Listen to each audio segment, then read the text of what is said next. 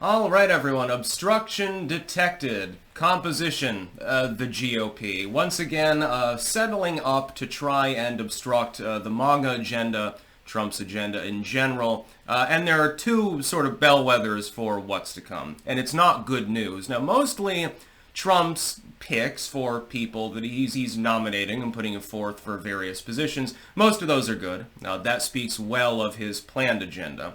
The GOP does have an extra 3 seats in the Senate. That's good. And just clinched the House, actually, earlier today. So, everything politically speaking, as far as partisan politics, is on the up and up. But what people need to realize, and the GOP did it before, there's a precedent for it, they love to obstruct themselves, yes, especially in the House. So I'm not surprised that on a secret ballot, I wonder why that was held, John Thune is now the leader of the Senate Republicans. I wish to fuck that Rand Paul had put himself forward and expressed interest in the role.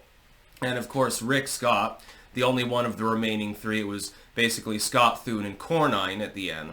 The only one that is moderately sensible, and I hate to say this because I'm not a big fan of him, is Rick Scott. He was the first one bounced, so it came down to Thune versus Cornyn. Thune is a little better than Cornyn, probably going to obstruct a bit less, but at the same time, don't expect him to be anything other than Mitch McConnell light. Then in the House, they introduced a resolution to change the no confidence system so that instead of one person being able to trigger a vote of no confidence, you needed 9 of them. Why the number 9? Because then if you have any MAGA holdouts whatsoever, they can't trigger a vote of no confidence as long as the rhino neocons hold the line. So you can expect them to obstruct Trump. They're clearly angling to do that, stealing defeat from the jaws of victory. But the thing is, it may be a defeat for MAGA and for the American people, for sensible government, but it's not a defeat for the Uniparty Republicans. These are the same people that after the election, they chuckle at how stupid their constituents are and they go party with a bunch of Uniparty Democrats. The people left out in the rain are the leftoids that the Democrats keep using every election cycle for cheap votes, and the MAGA movement / quasi-libertarians on the other end that seek to reform the GOP and face nothing but obstruction in doing so. Nonetheless, I expect that Trump's agenda generally will go fairly smoothly. It'll be better than his first term. The level of obstruction and the ease of obstruction will be somewhat less. Trump is likely to be, by the way, more forceful this time around. Why? Well, as though his picks weren't an indicator of, him no longer giving a shit. He literally doesn't give a shit because he can't run again. He's already gotten his second term, so he no longer gives any fucks. I figure this limits him somewhat on a few things. The GOP won't obstruct him on tax relief because it'd be political suicide for a Republican to do so. So that will, I believe, go through. He'll extend his own tax cuts, which is great. He'll probably attempt to lower business taxes, end taxing on tips and overtime. Those things would be, I think, popular enough among the GOP electorate that they'd be crazy to block them. On the border, he's also got wide latitude, which is really good news. In fact, all 3 of the major things that Trump needs to do, he can't really be obstructed on very easily. On the border, you've already got a federal court decision, legally binding unless the Supreme Court gets involved somehow, saying that Donald Trump can indeed take discretionary defense spending and use it to fortify the border. So that can begin, any time after January 20th. So on that, I think at least in the border sense, he'll be fine. With regards to deportation, he has some ways around it. We'll be talking later about the Alien Enemies Act, by the way, and the liberals are freaking out over this, which is actually rather funny. I think that he'll do all right on that as well. Maybe not an A+ level. If he had the full will of the House Republicans, of course, he could fund everything right off the bat and everything would be perfect and hunky-dory, but it'll be more incremental than that, I think.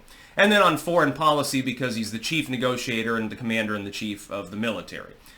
Outside of that, though, a lot of the sort of reforms and things Trump wants to do will really have to be extra governmental. That's why you have DOGE being set up by Elon Musk and Vivek Ramaswamy, for example, with advice from Ron Paul, ostensibly. It's not going to have any specific legal weight, but it will be able to advise, compile for the GOP, mainly in the partisan sense, hey, here's wasteful spending, get rid of it. And then hopefully at least some of that wasteful spending goes away. Axing certain federal agencies may or may not be a thing. Some Republicans may balk at that. Even if some of those agencies quite clearly could become vestigial and or aren't doing their job. For example, if you were to simplify the tax code so there's no more income tax, you switch to a flat tax plus tariff system, you no longer need the IRS to be in its current form. It's no longer necessary. The Department of Education, which doesn't educate anyone, etc., on down the line. The EPA will be defanged, ultimately. Biden's trying to pass a last slurry of climate change rules. Those will all be torn apart by executive order. I suspect that most of what Trump wants to do outside of taxation, the border, and diplomacy will be executive orders. He will be obstructed. This is a perfect bellwether for exactly what the strategy is by the Uniparty, the Speaker Johnsons and the Thunes of the world. It's a perfect symbol of what they intend to do. They're basically showing you their hand. Well, the Senate is going to be led by someone who has been confrontational towards the Trump agenda, is a big time like a standard neocon. He's basically like maybe a light version of George Bush. Better than McConnell? Maybe, but that doesn't really matter because if Mitch McConnell gets a fucking F-, then getting a D, okay, you got your mercy D. It doesn't make you a good leader. With regards to the House GOP, effectively what they're trying to do is cement Johnson in there. Now, he's not particularly outwardly adversarial towards Trump in the general sense, but certainly he's going to use, here's his strategy. I can already read him like a fucking book. He's going to use the false pragmatism argument whenever possible to obstruct. Well, you know, some of our members we can't really vote for this, Mr. President, because we'll lose in the midterms or something like that. They'll try to make a pragmatism argument for it, even though it's not pragmatic.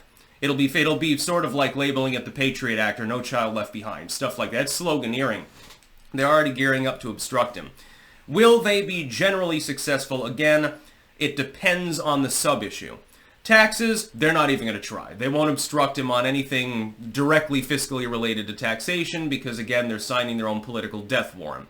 They can obstruct him on the border. They may be able to on deportation. It'd be an uphill battle, but they can try. And they can't necessarily, beyond that, basically, they try to obstruct nominees and stuff, like Matt Gaetz for Attorney General or something like that. We'll see. It'll be hit or miss. And another thing I would warn people, this is the real pragmatism. Just because not all of Donald Trump's appointments or the things that he says are things you agree with doesn't mean it isn't light years better than what we had before. And in the totality of the sense of the political juggernaut that is the MAGA movement, it doesn't mean that it's not at the very least good. If you're expecting perfection, you're never going to get it unless you yourself run for office and ended up with dictatorial powers, because then you'd agree necessarily with every decision that you made, every appointment that you made. Your viziers and czars and so forth. You're not going to get that. It's impossible within politics. There's way too much nuance and too many issues. So try to find two people that align on literally every issue. You'll probably fail.